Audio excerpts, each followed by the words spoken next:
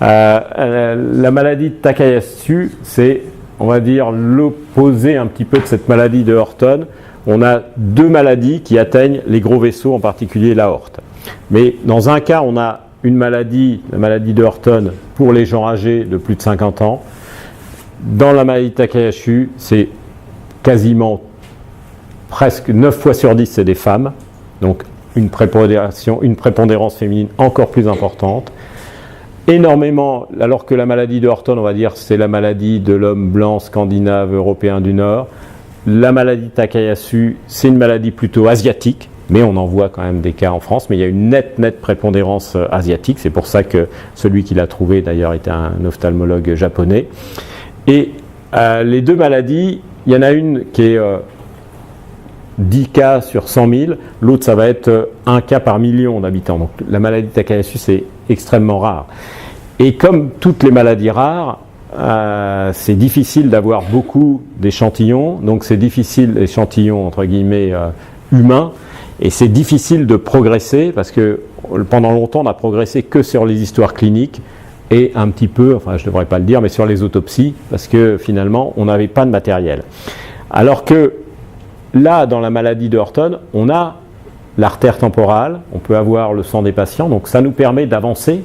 Mais dans la maladie de Takayasu, quand on prend l'aorte, tout est fini quasiment. Donc on a excessivement de mal à avancer dans cette maladie. Donc les données ont avancé beaucoup plus lentement.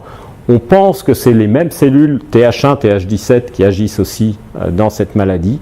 Mais c'est vrai qu'on en connaît quand même un petit peu moins. Pour le diagnostic, c'est sûr que ces deux examens de radio nous aident énormément pour le diagnostic. Maintenant, les maladies Takayasu, on les diagnostique grâce à ces examens, grâce à la biologie. Mais c'est vrai qu'on en connaît un petit peu moins. Et au niveau des traitements, on en sait un peu moins parce que c'est des maladies rares. Donc forcément, pour faire des essais thérapeutiques, c'est plus difficile, c'est plus long. Voilà.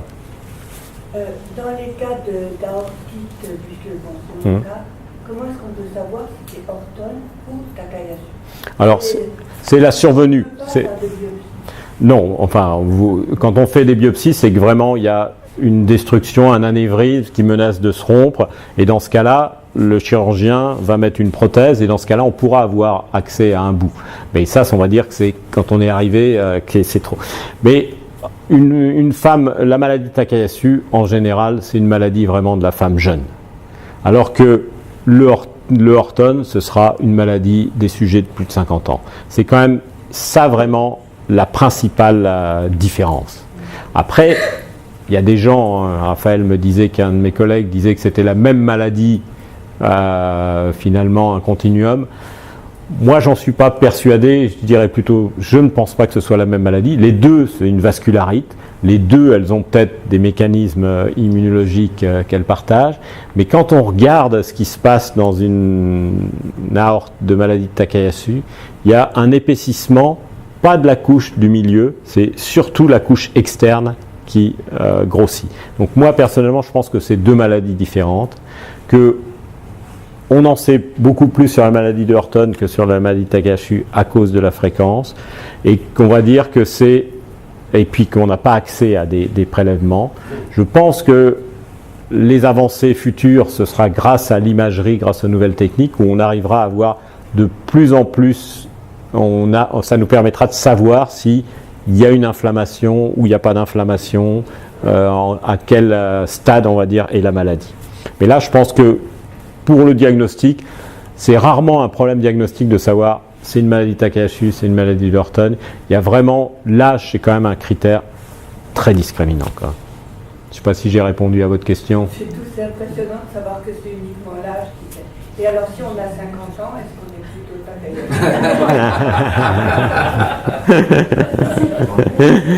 Takayasu 50 ans, c'est Horton. Ouais.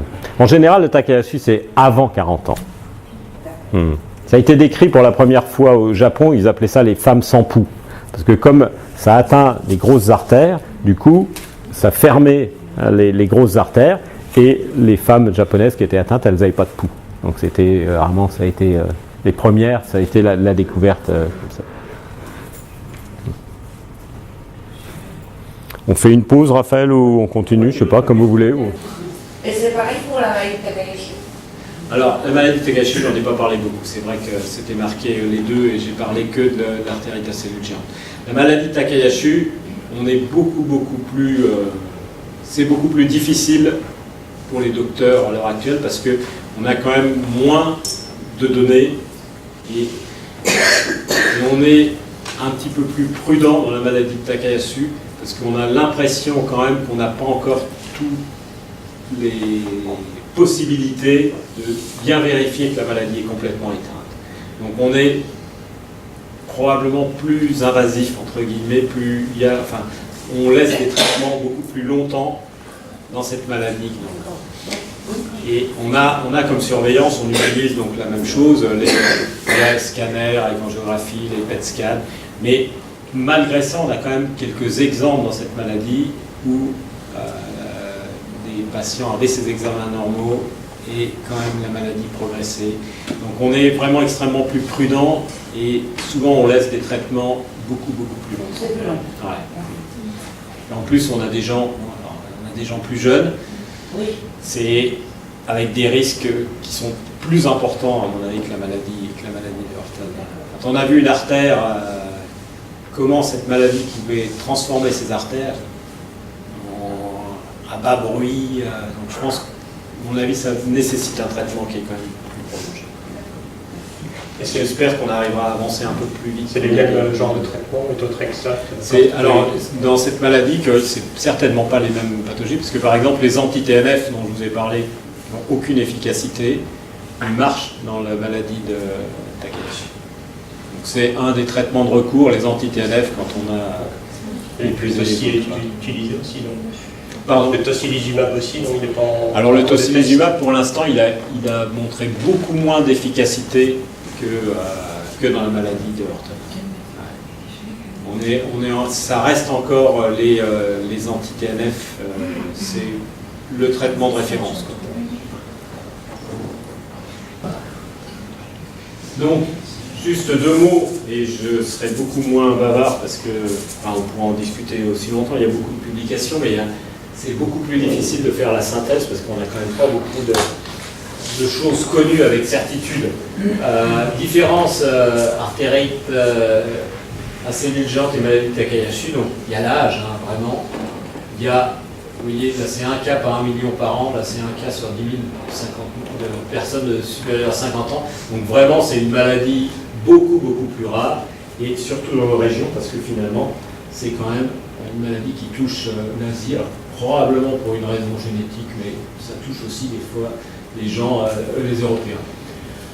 Qu'est-ce qu'on sait dans cette maladie? Il y a un remodelage vasculaire, comme dans l'autre maladie, qui est peut-être un peu moins inflammatoire, qui a une connotation moins inflammatoire que dans l'artérite à cellules géantes. Et ce schéma, il n'est pas très bien, parce que quand on regarde, c'est surtout finalement la couche. Alors que dans la maladie de Horton, c'est plus celle-là qui est augmentée. Là, on a l'impression, au niveau des coupes, que c'est finalement les régions externes. Ce qu'on sait, c'est qu'a priori, les mêmes cellules jouent un rôle délétère, les TH1, les TH17, donc c'est lymphocytes. Donc l'IL6 aurait été un bon atout aussi, puisqu'il stimule la production de TH17. En théorie, c'était bien. Donc ça, c'est M. Takayashi, c'est le japonais. Mais finalement, il n'a pas découvert la maladie, il a surtout décrit les complications oculaires de la maladie. Donc là, vous voyez, là, normalement, c'est les gros vaisseaux à destination céphalique, et vous voyez que le blanc, c'est le produit de contraste, donc ça, c'est l'aorte, la crosse de l'aorte, et vous voyez que c'est complètement, ça sténose complètement, du coup, c'est pour ça que ces femmes-là n'avaient plus de pouls. Là, vous voyez les morceaux, j'espère que c'est pas trop gênant pour les patients, mais voilà ce qu'on trouve, vous voyez, la lumière est très fermée, et on a quand même l'impression que c'est la couche externe qui a grossi dans ces aortes de concours, on va dire. Quand on regarde au niveau des cellules, on retrouve des cellules de l'inflammation, pareil, avec destruction de toute la paroi, qui est une cellule extrêmement toxique. Alors on les classe, ces maladies de Takayashi, en fonction de l'atteinte. Est-ce que ça a un rôle peut-être pour le traitement, pour essayer de classer forcément le groupe le plus grave, c'est celle dont les atteintes sont tout le long de l'aorte. Les traitements en 1, ça reste aussi les corticoïdes. Et là, en cas de cortico-résistance dépendante, on utilise les immunosuppresseurs classiques, donc le méthotrexate, l'azatioprine, le Celsep, qui ont été essayés avec un peu plus de succès que dans la maladie de Horton. Quand on n'y arrive pas, les anti-TNF là, marchent bien dans cette maladie. Le tocilizumab, pour l'instant, il marche beaucoup moins bien que dans la maladie de Horton. Pour l'instant, le gold standard de recours, on va dire, c'est les anti-TNF. Voilà, je pense que je n'ai pas fait grand-chose. Ah bah si. Donc là, oui, c'est les études, c'est un résumé de toutes les études qui ont été faites. Donc vous voyez, avec le méthotrexate, on a quand même, quand il y a une flèche positive, c'est qu'on a une amélioration des signes cliniques, des marqueurs inflammatoires, de l'angiographie, et puis le PET scan, il n'y a pas eu beaucoup parce que c'est comme des études un peu anciennes. L'azatioprine, donc l'imurène, c'est pareil, on voit qu'il y a une bonne amélioration. Les autres, beaucoup moins. Et ça, c'est le registre français, le réseau français du Takayasu, où on voit quand même que les anti-TNF entraînent une rémission dans un grand nombre.